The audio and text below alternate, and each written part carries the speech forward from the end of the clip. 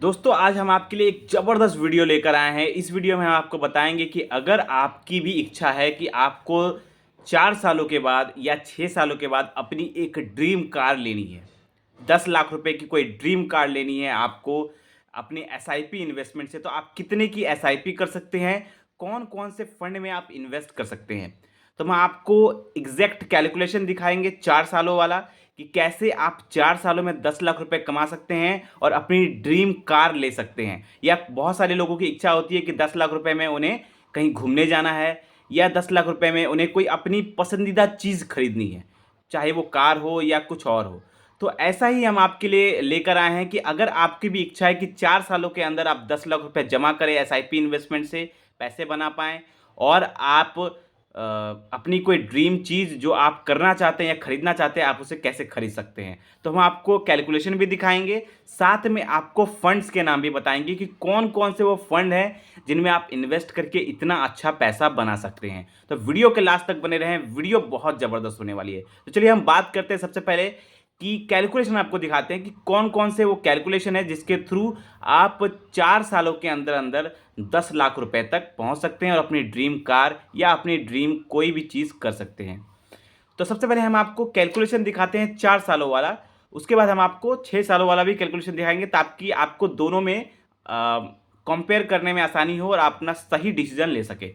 तो सबसे पहले आपके स्क्रीन पर एक कैलकुलेशन दिख रहा होगा, वो है एक एसआईपी कैलकुलेटर का। इस एसआईपी कैलकुलेटर में आप देख सकते हैं कि अगर आपको 4 सालों में 10 लाख रुपए चाहिए तो आपको मंथली इन्वेस्टमेंट करना होगा 15,000 रुपए के आसपास आपको मंथली इन्वेस्टमेंट करना होगा। रेट ऑफ रिटर्न हमने यहाँ पे पकड़ा है 15% का। 15% क्यों पकड़ा है? क्योंकि इस वीडियो में हम जो फंड के नाम बताने वाले हैं आपको, वो फंड 20-25% से ज़्यादा का रिटर्न दे रहे हैं और उसमें बहुत क्षमता है आने वाले टाइम पर बहुत अच्छा रिटर्न देने की।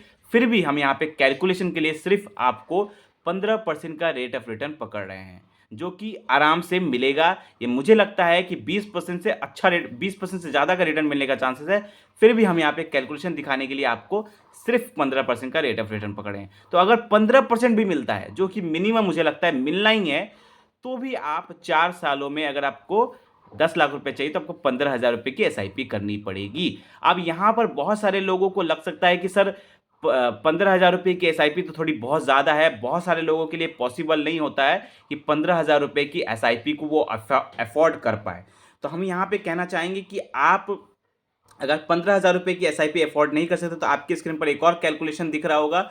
वो कैलकुलेशन है 6 सालों वाला। अगर थोड़ा सा 2 साल और टाइम पीरियड बढ़ा देते हैं तो आपको 15,000 की जगह आपको यहाँ पर एसआईपी इन्वेस्टमेंट करना होगा। 8,500 के आसपास आपको यहाँ पर एसआईपी करना पड़ेगा। अगर आप 8,500 की एसआईपी भी करते हैं और 2 साल टाइम पीरियड बढ़ा देते हैं, 4 साल नहीं 6 साल के लिए एसआईपी इन्वेस्टमेंट करते हैं, तो आप 8,500 की एसआईपी से आराम से 10 लाख रुपए तक पहुंच सकते हैं। बस इसमें 2 साल और आपको ज़्यादा देने पड़ेंगे, 2 साल आपको थोड़ा और वेट करना पड़ेगा। तो आपके सामने दो कैलकुलेशन आपने देख लिया, एक 4 सालों वाला, एक 10 सालों वाला, ठीक है। अब इन दोनों में आप किसी में भी एसआईपी करते हैं तो आप डेफिनेटली 10 लाख रुपए से ज़्यादा की राशि बना पाएंगे। लेकिन अब मेन बात, मेन फोकस जो है कि कौन से फंड में इन्वेस्ट करें, कि अगर आप सही फंड में इन्वेस्ट करेंगे तभी आप इससे ज़्यादा वैल्यू बना पाएंगे। और हम जो आपको आपके लिए आज फंड लेकर आए हैं, दो फंड आपके लिए लेकर आए हैं, एक मिड कैप कैटेगरी का है, एक स्मॉल कैप कैटेगरी का है। दोनों ही फंड बहुत ज़बरदस्त है, फंडामेंटली स्ट्रॉन्ग फंड है और हर पैमानों पर खरा उतरने वाले हम आपके लिए फंड्स लेकर आए हैं। और ये फंड्स आपको बहुत अच्छा परफॉर्मेंस करने की क्षमता रखते हैं, बहुत अच्छा रिटर्न आपको बना के देंगे।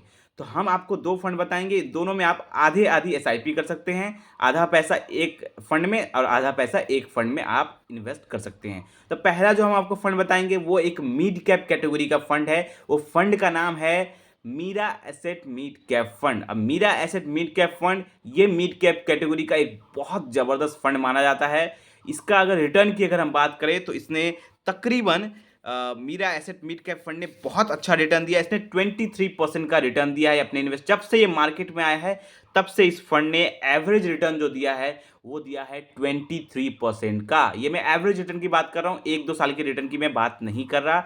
जब से ये मार्केट में आया है तब से इसने 23% का रिटर्न दिया हुआ है। अब हम बात करें इसके होल्डिंग्स की, तो इसने पहले मैं इसकी रेटिंग की बात करूँ, इसे 5 स्टार रेटिंग मिली हुई है मिड कैप कैटेगरी में 5 स्टार की रेटिंग, जो बहुत अच्छी बात है।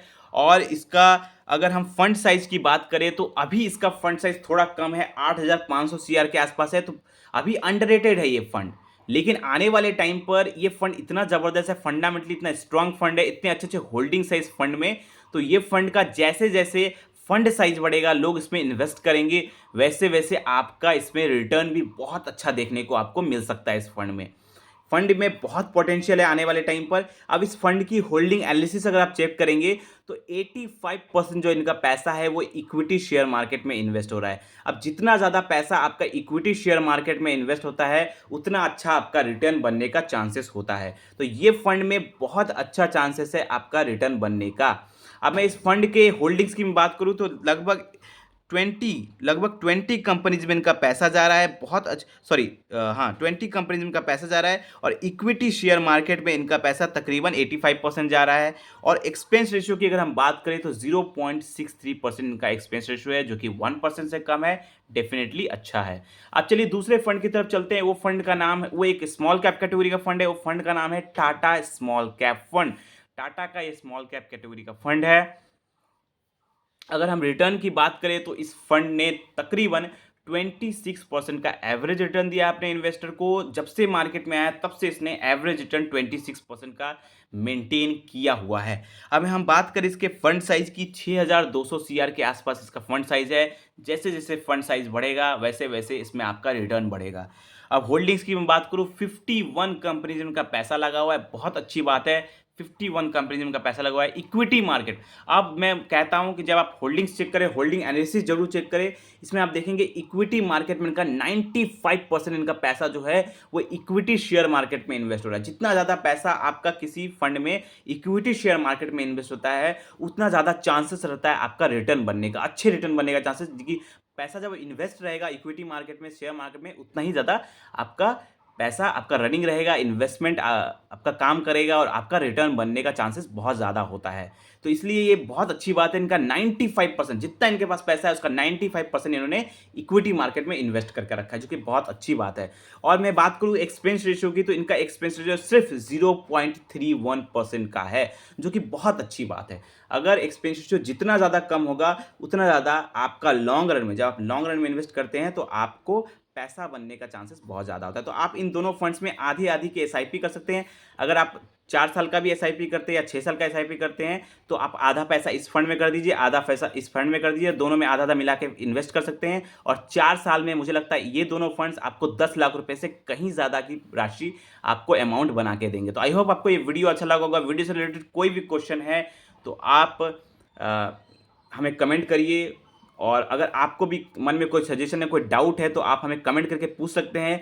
वीडियो अच्छा लगा तो लाइक करें, और ऐसे ही ज़बरदस्त वीडियो पाने के लिए हमारे चैनल को सब्सक्राइब करें। धन्यवाद।